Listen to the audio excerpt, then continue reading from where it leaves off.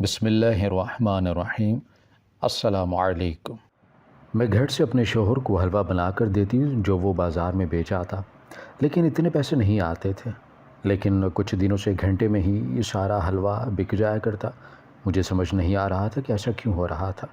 جب میں نے ایک دن دیکھا کہ شوہر گھر سے نکلنے سے پہلے حلوے میں کچھ ملا رہا تھا، مجھے شوہر پر شک ہونے لگا۔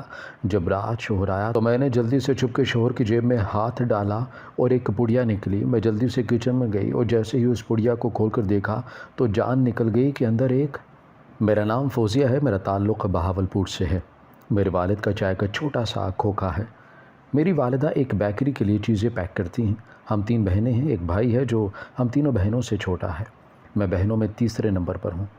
میری بڑی بہنیں مڈل کے بعد گھر بیٹھ گئیں۔ ایک تو پڑھنے کا شوق نہیں تھا، دوسرا گھر کے حالات بھی ایسے تھے کہ آگے نہیں بڑھ سکی۔ مجھے پڑھنے کا بہت شوق تھا۔ میرا بھائی اور میں پڑھائی میں بہت اچھے تھے۔ مجھے مڈل سے ہی وظیفہ لگ گیا تھا، اس لیے میں گھر والوں پہ بوجھ نہیں تھی۔ میں اب میٹرک میں تھی اور میرا بھائی 7ویں کلاس میں تھا۔ ایک دن کچھ لوگ ہمارے گھر آئے اور ابا سے کہا کہ گھر خالی کرو یا پیسے دو۔ ابا نے مہلت مانگ لی۔ اماں پوچھتی رہیں، لیکن ابا نے کہا کہ کسی کو ضرورت تھی، اسے قرضہ لے کر دیا تھا۔ اماں بہت لڑی اور کہا کہ اپنے حالات اتنے برے ہیں، بیٹیاں جوان گھر پر بیٹھی ہیں اور تم لوگوں کی مدد کرتے پھرتے ہو۔ ان کا بھی سوچو، اگر اب یہ 5 مرلے کا گھر بھی نہیں رہا تو کہاں جائیں گے۔ ابا گھر سے چلا گیا اور پھر کچھ دن بعد پتہ چلا کہ ابا نے کسی بیوہ عورت سے شادی کر رکھی ہے اور اسے لے کر شہر چلا گیا۔ اس عورت کے 2 بچے بھی تھے۔ اماں نے رو رو کر برا حال کر لیا۔ سارا محلہ باتیں کر رہا تھا کہ جس عمر میں بچیوں کی شادی کرنی تھی اس عمر میں خود گھر بسا لیا، اور حد یہ تھی کہ ہم سب کو ابا چھوڑ کر چلے گئے تھے۔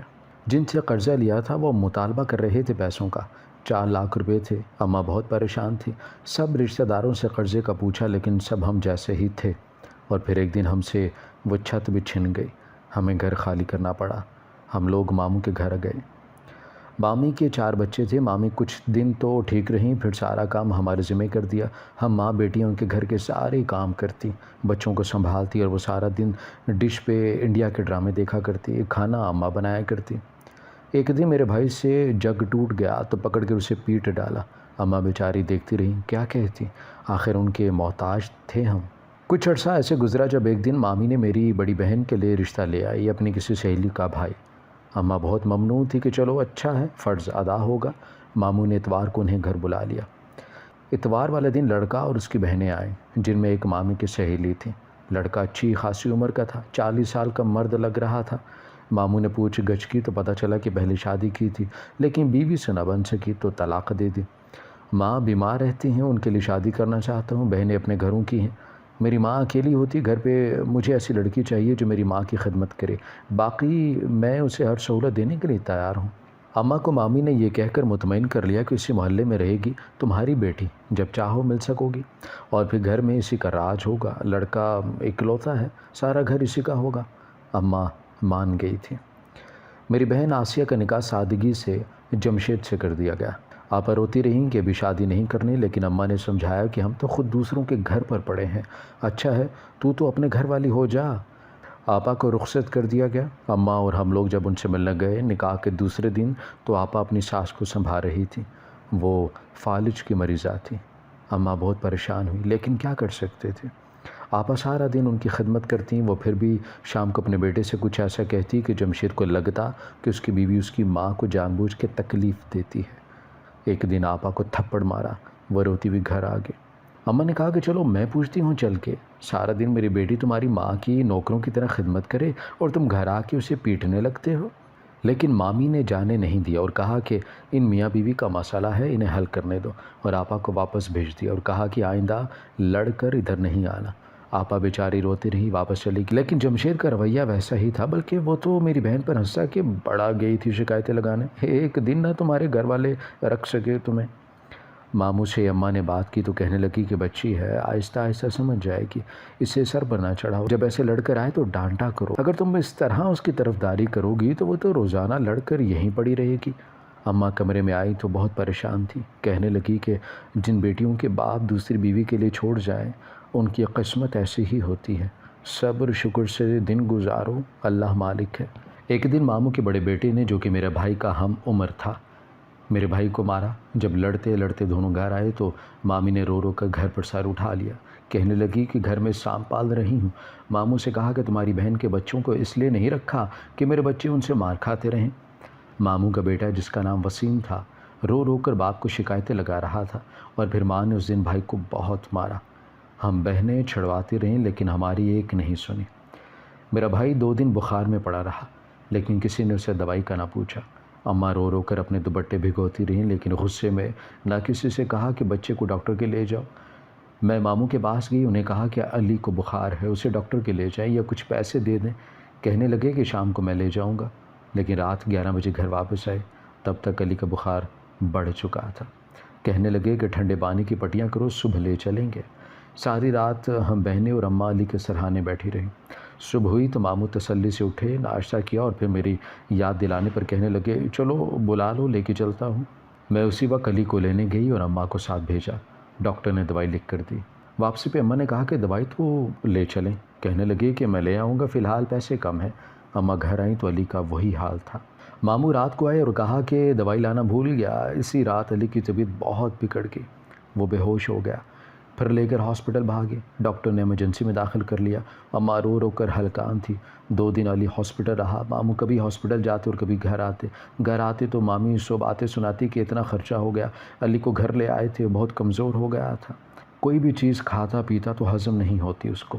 اماں نے ماموں سے کہا کہ کچھ پیسے دے دیں تو میں علی کو کچھ دن نرم غذا دے دوں گی۔ مامی کہنے لگی کہ پیسے درختوں پر نہیں لگا کرتے، پہلے ہی بہت خرچہ ہو گیا۔ ماموں بیوی کے سامنے خاموشی رہے۔ ایک رات ہمارے کمرے میں آئے، علی کے لیے جوس اور کچھ چیزیں تھیں۔ ہم لوگ بہت خوش ہوئے۔ اماں کی آنکھیں بھیگ گئیں، وہ جانتی تھی کہ بھائی بیوی کی وجہ سے مجبور ہے۔ اب اکثر ایسے ہوتا، ماموں رات کو کچھ نہ کچھ علی کے لیے لے آتے اور چپکے سے ہمارے کمرے میں دے جاتے۔ علی پہلے سے بہتر تھا، اچھی غذا ملی تو طبیعت بہتر ہونے لگی۔ ایک دن اماں نے ماموں سے کہا کہ انہیں کہیں پر کام لگوا دیں، وہ کام کرنا چاہتی ہیں۔ علی کی بیمار ہونے کے بعد انہیں احساس ہو گیا تھا کہ کچھ نہ کچھ کرنا چاہیے۔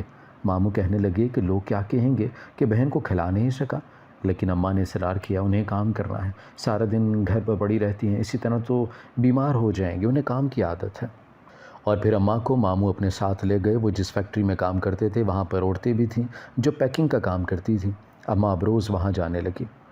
اس دن اماں جب گھر آئیں تو حیران رہ گئیں، کیونکہ سامنے کھڑا انسان وہی تھا جو انہیں مصیبت میں ڈال گیا تھا، جس کی وجہ سے ہم سب دربدر ہوئے۔ ابا واپس آ گئے تھے۔ ان کی نئی بیوی انہیں دھوکہ دے کر کسی اور کے ساتھ بھاگ گئی تھی۔ اماں نے صاف کہا کہ اب ان کی کوئی جگہ نہیں ہماری زندگی میں، لیکن مامی کو لگا کہ ان کی جان چھوٹ رہی ہے۔ وہ اب ابا کی حمایت کر رہی تھی، کہنے لگی کہ واپس آ گیا تو قدر کرو، کیا ساری عمر یوں ہی رہو گی؟ شوہر ہے تمہارا، کچھ خیال کرو۔ لیکن کسی نے انہیں پوچھنا گوارا نہیں کیا کہ وہ کیا کر گئے تھے۔ ہم لوگ ابا کے ساتھ شہر آ گئے۔ یہاں پہ وہ کرائے کے مکان میں رہتے تھے۔ ہم لوگوں کو لگا کہ چلو ابا اب ساتھ ہیں، کم از کم مامی کے روز روز کے تانے تو نہیں سننے پڑیں گے۔ ابا نے یہاں بھی چائے کا ڈھابا بنا رکھا تھا، ساتھ پان اور سگریٹ کا کھوکا تھا۔ علی پڑھنا چاہتا تھا لیکن ابا اسے اپنے ساتھ دکان پہ لے جاتے۔ اماں کہتی رہیں کہ بچے کو پڑھنے دیں، لیکن ابا نے کہا کہ غریب کا بچہ پڑھ کر بھی غریب ہی رہتا ہے، کل بھی یہی کرنا ہے تو آج کیوں نہیں؟ ابا کسی دوست کو گھر لانے کے لیے گئے۔ وہ کھانا بھی یہیں کھاتا اور اکثر ابا کے ساتھ آدھی رات تک باتیں کرتا رہتا۔ ابا اسے چھوڑنے جاتے اور رات 2-3 بجے لوٹتے۔ اماں نے منع کیا کہ گھر میں جوان بیٹیاں ہیں، اسے مت لایا کرو، تو کہنے لگے کہ بد دماغ عورت، وہ کوئی معمولی انسان نہیں ہے، بہت بڑا کاروباری بندہ ہے، اپنی گاڑی ہے لیکن اسے دکھاوے کی عادت نہیں ہے، اور بیچارہ پریشان ہے ان دنوں، بہویں اور بیٹے اس سے وقت نہیں دیتے تو بیچارہ میرے ساتھ کچھ وقت گزار لیتا ہے۔ لیکن ہمیں ابا کی بات پر بھروسہ نہیں تھا، ہمیں وہ شخص عجیب لگتا، اس کی نظریں عجیب تھی، گھر آتا تو یوں گھور گھور کر دیکھتا کہ ہم بہنیں چھپنے کے لیے جگہ ڈھونڈتی، لیکن ایک کمرے کا مکان تھا۔ پھر ایک دن پتہ چلا کہ ابا کے دوست نے میری بہن کا رشتہ مانگ لیا۔ اماں نے بہت باتیں سنائی، کہا کہ جواب دے دو، میں اپنی بیٹی اس بڈھے سے نہیں بیاہ ہوں گی۔ ابا نے اماں کو مارنا شروع کر دیا، کہنے لگا کہ ایک کی شادی تو نے اپنی مرضی سے کی، اب ایک کی میں کروں گا، دیکھنا راج کرے گی، اتنا بڑا گھر ہے جو حمید نجمہ کے نام کرنے کے لیے تیار ہے۔ بیٹے تو حمید سے پوچھتے نہیں، اسی لیے اس نے بھی سوچ لیا انہیں گھر سے نکال دے گا، ہماری نجمہ وہاں رہے گی اور ہم بھی کب تک کرائے پر دھکے کھائیں گے۔ اماں کسی طور نہ مانی اور کسی کے فون سے ماموں کو کال کر دی۔ کال مامی نے لی اور مجھے یقین تھا کہ وہ ماموں کو کبھی بھی پیغام نہیں دیں گے، اور وہی ہوا، ماموں نہیں آئے۔ لیکن وہ دن آ گیا جب نجمہ کے نکاح کے لیے وہ بڈھا حمید، جسے دیکھ کر کراہیت محسوس ہوتی، جو ہر وقت پان منہ میں رکھتا تھا اور عجیب و جاہلانہ سی حرکتیں کیا کرتا تھا، اسے ابا اپنے ساتھ لے آئے اور خود مولوی کو لینے چلے گئے۔ جب مولوی آیا اور نکاح کے لیے میری بہن کو ابا بلانے آئے تو اماں نے بہت منت کی، بہت روئیں، یہ ظلم مت کرو۔ ابا کہنے لگے کہ جاہل عورت جب اس گھر میں جائے گی اور اس کے ٹھاٹ باٹ دیکھے گی تو حیران رہ جائے گی۔ پرے ہٹ، یہ نکاح تو ہو کر رہے گا اور 4 لوگ میرے دروازے پر بیٹھے ہیں اور تجھے ڈرامے سوچ رہے ہیں۔ اماں کو دھکا دیا، اماں کا سر پاس پڑی چارپائی سے لگا، وہ درد سے بلک کر رہ گئی۔ لیکن ابا نے ایک بار پھر ہمیں برباد کرنے کا سوچ لیا تھا۔ ابا نے میری بہن کو آواز دی تو چادر لیے کب سے خاموش پڑی تھی، لیکن وہ نہیں اٹھی۔ ابا نے چادر کھینچ دی، لیکن ہماری چیخیں نکل گئیں اور میں بھائی چیخنے لگے، اماں کو بلانے لگے۔ جو زخم پہ ہاتھ رکھے اور بیٹی کی غم کو رو رہی تھی، اسے کیا پتا تھا کہ اس کی بیٹی مر چکی ہے۔ ہاں، نجمہ نے خودکشی کر لی تھی۔ میری بہن کی موت نے میری ماں کو توڑ کے رکھ دیا۔ وہ گھنٹوں روتی رہی، صدمے نے انہیں بہت کمزور کر دیا، وہ بیمار رہنے لگی تھی۔ میں نے ماموں کو فون کیا، انہیں کہا کہ اماں ٹھیک نہیں۔ وہ ایک دن ملنے آئے، لیکن کچھ دیر ہی رکے اور چلے گئے۔ شاید انہیں ڈر تھا کہ کہیں ہم ساتھ چلنے کا نہ کہتے۔ اماں اب سارا دن چادر تانے لیٹی رہتی، نہ بات کرتی کسی سے، نہ کھانا ٹھیک سے کھاتی۔ لیکن قسمت کے کچھ امتحان ایسے ہوتے ہیں جو ختم نہیں ہوتے۔ علی کو پتہ چلا تھا کہ ابا جوا بھی کھیلتے ہیں اور وہ حمید سے جوئے میں ہار گئے تھے، اسی لیے نجمہ کی شادی کر رہے تھے۔ اور پھر ایک دن وہی حمید، جسے ابا اپنا دوست کہتے تھے، 2 لوگوں کے ساتھ ہمارے گھر آیا اور ابا سے کہا یا تو پیسے دو، نہیں تو اپنی چھوٹی بیٹی کا نکاح کرو مجھ سے۔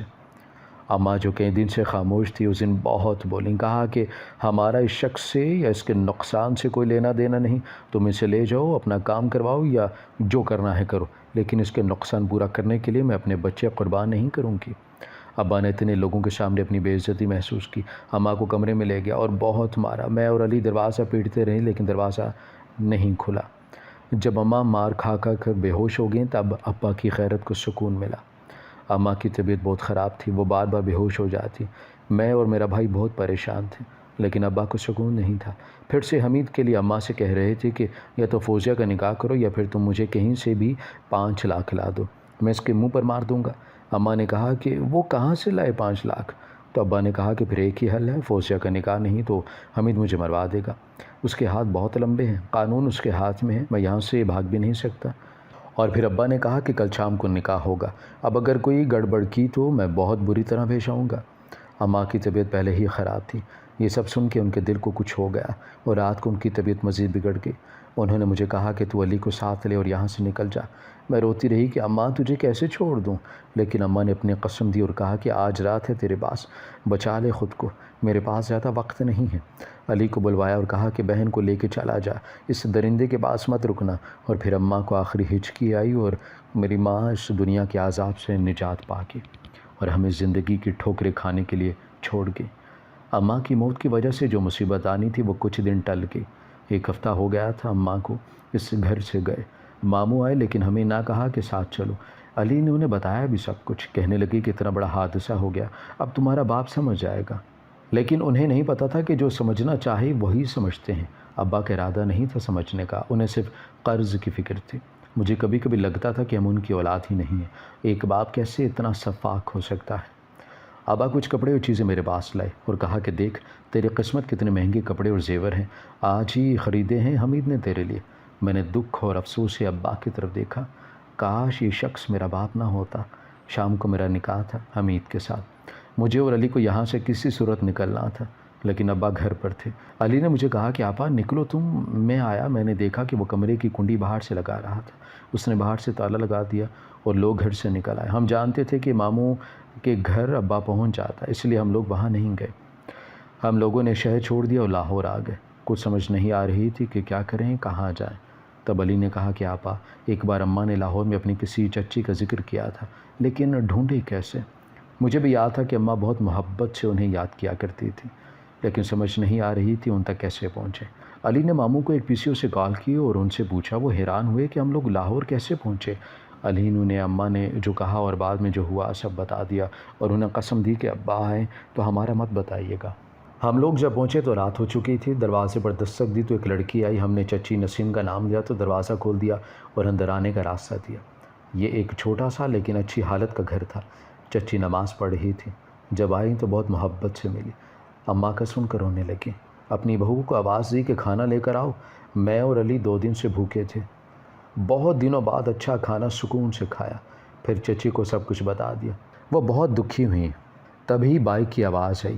ایک لڑکا اندر آیا۔ چچی نے بتایا کہ یہ ان کا دوسرا بیٹا دانش ہے، 2 بیٹے تھے ان کے۔ ہم لوگ ان کے گھر میں رہنے لگے، ان لوگوں نے بہت محبت دی ہمیں۔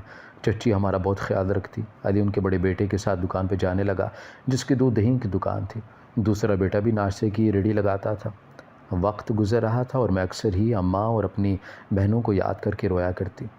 اسی میں سیڑھیوں میں بیٹھی رو رہی تھی جب دانش کسی کام سے چھت پر آیا۔ مجھے دیکھا تو میری طرف ہی آ گیا۔ مجھے روتے دیکھ کر پوچھنے لگا کہ کیا ہوا ہے، کسی نے کچھ کہا؟ میں نے کہا کہ نہیں، اماں یاد آ رہی تھی۔ کہنے لگا کہ وہ تو ساری عمر ہی یاد آئیں گی۔ دنیا سے چلے جانے والے یادیں ایسے ہی چھوڑ جاتے ہیں، ہم بھول نہیں پاتے انہیں، چاہے خوشی ہو یا ان کے بعد پھر کوئی غم آئے، وہ تو یاد آتے ہی ہیں۔ میں چھوٹا سا تھا جب ابا گزر گئے تھے۔ بھائی نے تعلیم چھوڑ دی، ابا کی دکان سنبھال لی، مجھے پڑھایا، میں نے FSC کیا، آگے نہیں پڑھ سکا۔ پولیس میں جانا چاہتا تھا لیکن سلیکشن نہیں ہوئی اور سفارش کوئی تھی نہیں، اور ناشتے کی ریڑھی لگاتا ہوں اور اماں اور بھابھی بنا دیتی ہیں، میں بیچ آتا ہوں۔ ہر انسان اپنی جگہ ایک آزمائش میں ہے۔ ہم سمجھتے ہیں کہ ہم ہی پریشان ہیں، مسئلے صرف ہمارے ہی ہیں۔ اگر دیکھیں اپنے ارد گرد تو پتہ چلے گا کہ بہت سے لوگ ہیں جو بہت زیادہ مصیبت میں ہیں۔ مجھے اس کی باتوں سے بہت حوصلہ ملا تھا۔ اب اکثر وہ مجھے سمجھاتا، رونے دھونے سے کچھ نہیں ہوتا، خوش رہنا سیکھو، اور میں واقعاً خوش رہنے لگی تھی۔ ایک دن بھابھی نے مجھے کہا کہ میری دیورانی بن جاؤ، دیور اچھا ہے۔ میں ڈرتی ہوں باہر سے جو لاؤں گی پتہ نہیں کیسے ہوگی، اب تمہیں تو جان گئی ہوں، اور پھر میرا دیور بھی راضی ہے، اور ہنسنے لگی۔ اب اکثر مجھے دانش کے نام سے تنگ کرنے لگتی۔ ایک دن چچی نے مجھے کہا کہ وہ چاہتی ہیں کہ دانش سے شادی کر دیں۔ میں سر جھکا گئی، میرے دل کی بھی یہی خواہش تھی۔ مجھے یقین نہیں آ رہا تھا کہ میری بھی خواہش پوری ہو سکتی ہے، اور میری شادی دانش سے کروا دی گئی۔ میں گھر سے دانش کو ناشتے کے ساتھ حلوہ بنا کر دیتی جو وہ بازار میں بیچ کر آتا، لیکن اتنے پیسے نہیں آتے تھے، لیکن کچھ دنوں سے 1 گھنٹے میں ہی سارا حلوہ بک جایا کرتا۔ مجھے سمجھ نہیں آ رہا تھا کہ ایسا کیوں ہو رہا تھا۔ جب میں نے ایک دن دیکھا کہ دانش گھر سے نکلنے سے پہلے حلوے میں کچھ ملا رہا تھا، مجھے شوہر پر شک ہونے لگا۔ جب رات دانش آیا تو میں نے جلدی سے چھپ کے اس کی جیب میں ہاتھ ڈالا اور ایک پڑیا نکلی تو میں جلدی سے کچن میں گئی، اور جیسے ہی اس پڑیا کو کھول کر دیکھا تو جان نکل گئی کہ اندر ایک سفید رنگ کا سفوف تھا جو یقیناً نشہ تھا۔ میرے پاؤں کے نیچے سے زمین نکل گئی۔ دانش پڑھا لکھا انسان تھا، وہ لوگوں کی زندگیوں سے کیسے کھیل سکتا تھا؟ یقیناً لوگ اس حلوے کو کھانے کے بعد عادی ہو گئے تھے اس کھانے کے، اور یہ اس نشے کی وجہ سے ہی تھا۔ میں نے دانش سے کچھ نہیں کہا، مجھے مناسب وقت کا انتظار تھا، لیکن قدرت کو کچھ اور ہی منظور تھا۔ پولیس نے دانش کو پکڑ لیا۔ کسی نے اس کی مخبری کر دی تھی کہ وہ نشہ بیچتا ہے۔ اسے تھانے لے گئے، بہت مارا، بہت پوچھا کون کون ملوث ہے۔ دانش نے کہا کہ اسے نہیں معلوم، مجھے تو ایک بابا جی یہ پوڑی دم کر دیا کرتے تھے کہ تمہارا کاروبار بہت چلے گا۔ پولیس نے دانش کی بات نہ سنی۔ ہم سب گھر والوں کو بھی یقین تھا کہ دانش کو پھنسایا گیا ہے۔ دانش کے بڑے بھائی اور علی دانش سے مل کر آئے تو بتایا کہ وہ مجھ سے ملنا چاہتا ہے۔ دوسرے دن میں دانش کے بھائی کے ساتھ گئی تو دانش مجھے دیکھ کے جلدی سے زمین سے اٹھا اور میری طرف بڑھا۔ جیل کی سلاخوں کے پیچھے اسے دیکھ کر میرا دل خون کے آنسو رو رہا تھا، اور اس کا برا حال تھا۔ کہنے لگا کہ فوزیہ یقین رکھنا، میں نے یہ سب نہیں کیا، مجھے تو ایک بابا جی یہ پڑیا دیا کرتے تھے دم کر کے، میں سمجھا کہ ان کے دم کا اثر ہے، مجھے نہیں پتا تھا کہ مجھے پھنسایا جا رہا ہے۔ میں نے کہا کہ مجھے یقین ہے کہ یہ آپ کام نہیں کر رہے، اور بہت جلد آپ باہر آ جائیں گے۔ دانش کو صرف یہی فکر تھی کہ میں اسے غلط نہ سمجھوں۔ میرے دل میں میرے شوہر کی محبت اور بڑھ گئی۔ مجھے خوشی تھی اسے میرے ہونے نہ ہونے سے فرق پڑتا ہے، لیکن افسوس ہے کہ ابا جیسے مرد عورتوں سے جینے کا حق بھی چھین لیتے ہیں۔ 6 ماہ بعد ایک گروہ پکڑا گیا جس میں وہ جعلی پیر بھی تھا جو نشہ بیچا کرتا تھا۔ دانش نے پہچان لیا اور تفتیش کے بعد ثابت ہو گیا تھا کہ وہ وہی بابا ہے۔ دانش کو چھوڑ دیا گیا۔ ہم سب بہت خوش تھے۔ زندگی میں اگر ایک دوسرے پر بھروسہ قائم رہے تو ہم سفر کا سفر چاہے مشکل بھی ہو کچھ آسانی سے گزر جاتا ہے۔ ہماری ویڈیو اگر آپ کو پسند آئی ہے تو ضرور لائک کیجیے، اپنی رائے دینا چاہیں تو کمنٹس کیجیے، اچھی لگے تو شیئر کیجیے۔ اس کے ساتھ ساتھ اگر آپ نے ہمارا چینل سبسکرائب نہیں کیا تو ضرور کیجیے، اور بیل آئیکن پر لازمی کلک کیجیے تاکہ ہماری ہر آنے والی ویڈیو آپ تک بر وقت پہنچ سکے۔